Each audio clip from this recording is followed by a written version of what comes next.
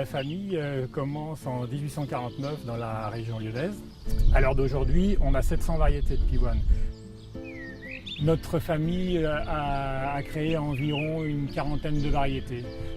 Il faut 7 ans pour avoir une première fleur, donc ça veut dire qu'au minimum, il faut 14 ans entre 2 générations.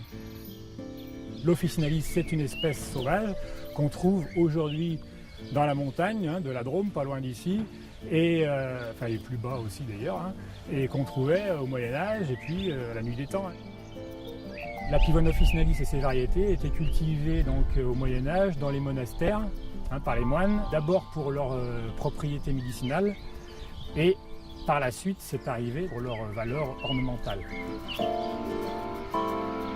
La floraison des pivoines donc, recouvre, je dirais, au maximum 2 mois dans l'année. Donc c'est avril-mai ou mi-avril, mi-juin selon les régions. C'est une plante qui n'a pas d'égal au niveau de la qualité de sa floraison, même si on entend un petit peu dire qu'elle fleurit pas assez longtemps.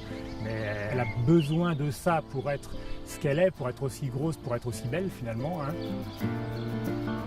Elle a un côté à la fois un petit peu opulent par la multitude de pétales, mais elle est aussi légère. Elle est légère parce qu'elle est sensible un petit peu au vent, elle bouge à la moindre brise.